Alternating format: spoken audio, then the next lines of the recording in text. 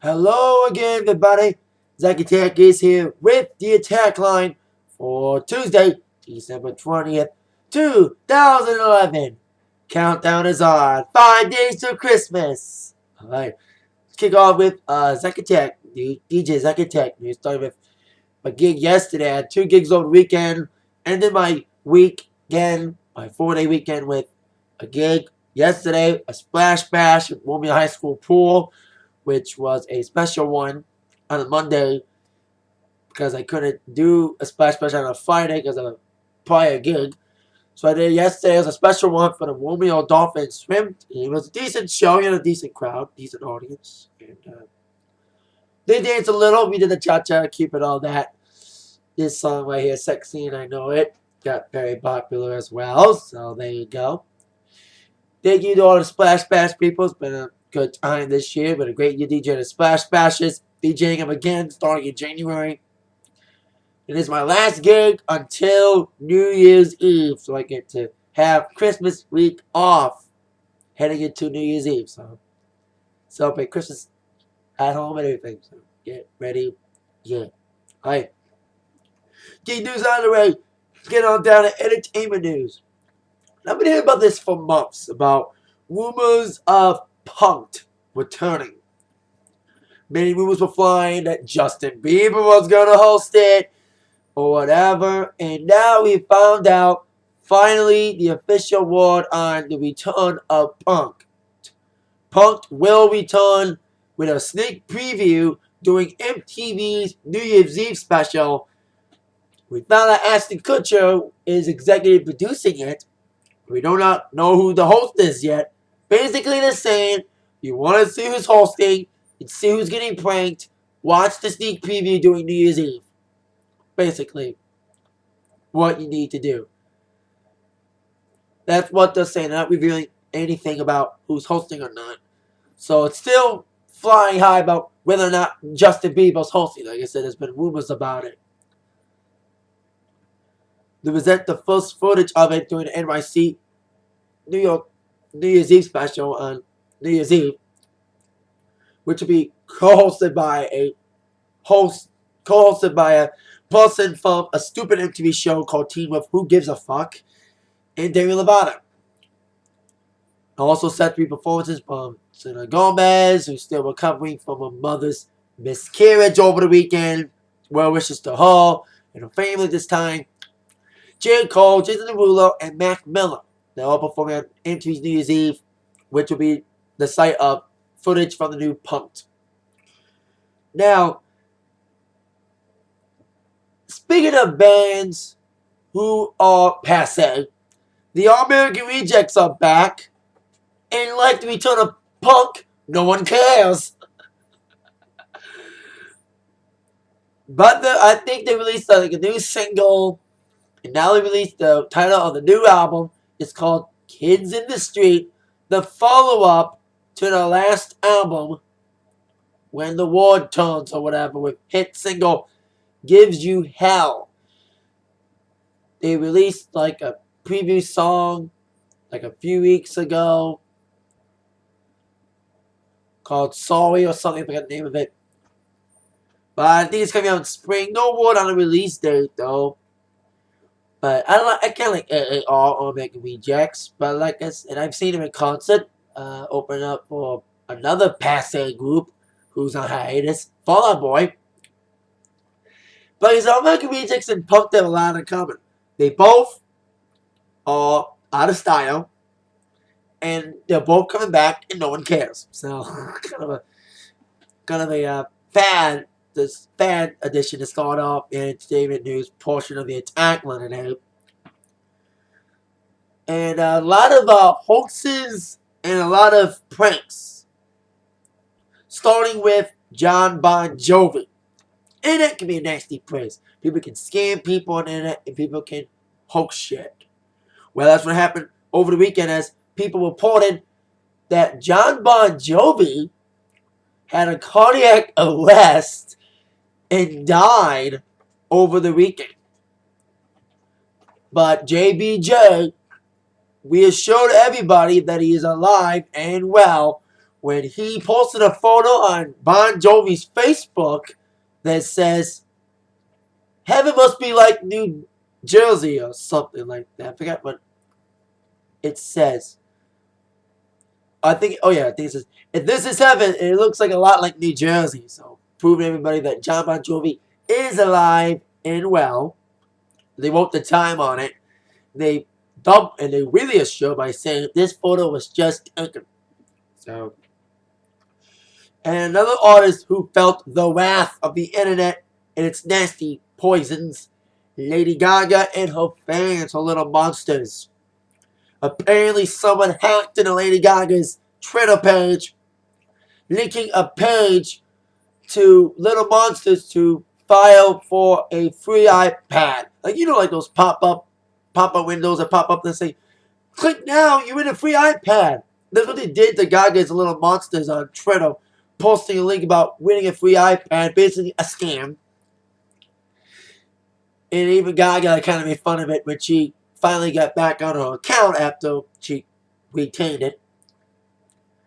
So there you go, Gaga's fans getting hoaxed out of giving information, death hoax for Bon Jovi. Alive and well, JBJ. Now, Lady Gaga is on the front of the Vanity Fair this month, which I have. Looking good on the front. But another big artist, kind of as big as Gaga, is going to be in front of a magazine in the spring. Currently recovering from her vocal problems, Adele is rumored to be on the front of another magazine Gaga has been on the front of before, Vogue. They're saying March issue, they're saying Adele. And Adele's been on the front of a lot of magazines this year because of a big year. She was on the front of Rolling Stone. I love that cover. She was on the front of Cosmopolitan recently. And now she's moving to be on Vogue. She's a big role model to big girls like her, Adele's not the skinny, blonde-looking girl you would see on the front of a pop magazine. She's full-figured, but she's proud of her full figure, and she can sing like no other. I love Adele and her music, and I'll give Adele credit for someone agreeing to be on Vogue magazine. That's going to be a great issue to see how she'll do on Vogue magazine. As my girl Madonna would say, "Don't just stand there, let's get to it. Strike a pose, there's nothing to it, Vogue." That's my advice to Adele. Just strike a pose on Vogue. There you go. Now, I mentioned Lady Gaga, another lady, a member of a group named Lady, member of the group Lady Antebellum, Dave Hayward's got engaged today. His members, I think Hillary's engaged. I don't know. But I know Dave's fellow Lady A member, Charles, is married. So Dave's the last guy in the group named Lady Antebellum to get engaged. He pops the question to his girlfriend, Kelly Casciola. Pronounce that name right.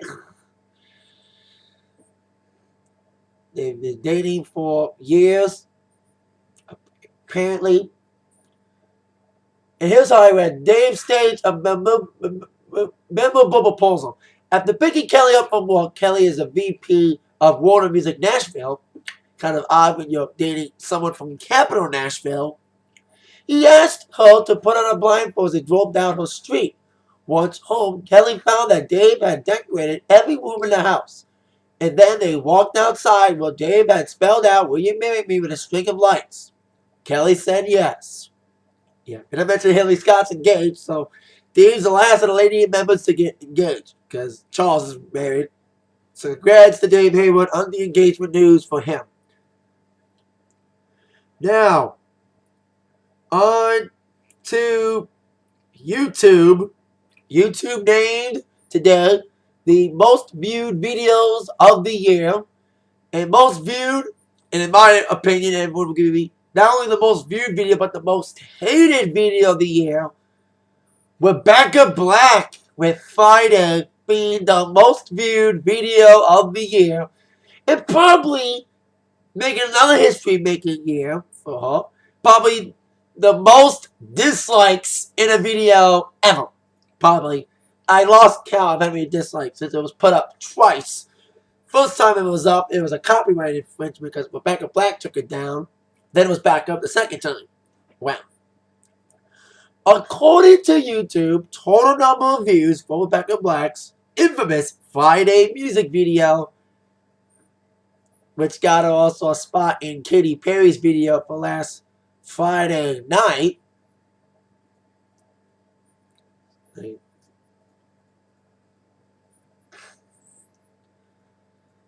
Loading here. I'm thinking like 10 million, I think. It's thinking here like 10. Like, yeah. Yeah, like I said, no exactly number.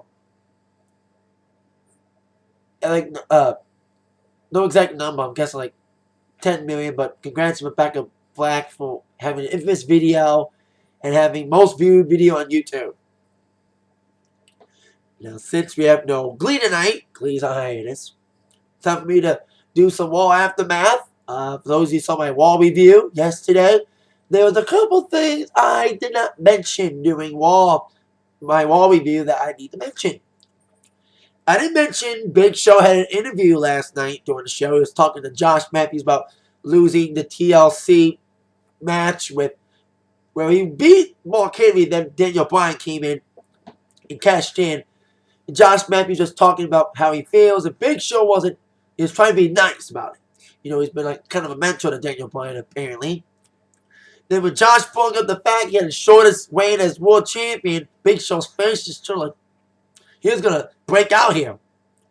But he retained his swagger. It's cool.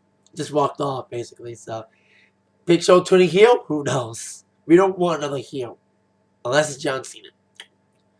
Another thing I mentioned during our war review last night was Vicky Guerrero getting kissed by Hornswoggle. Not much left to say about that. And another thing about 1-2-12, another promo premiered. Now, I watched it many times. I was trying to see what was the big hit. Because I mentioned that they were going to give away a big hit. Where I looked, and if you watch the scene where the lady drops a notebook, it says Chris on the front of the notebook with an X over it. People are saying it's Chris Jericho. Now it's like giving a clear hint that it's Jericho. So we'll see if they give another video next week about it. But there you go. That's my wall forgets that I didn't mention. I will now that I did. That is it for the attack line for today. See y'all later. Hope everyone's having a great holiday week thus far. 5 days to go for Christmas. But that might have been attacked by the news from Zach. Thank you very much. See you all later. Ho, ho, ho. Yeah.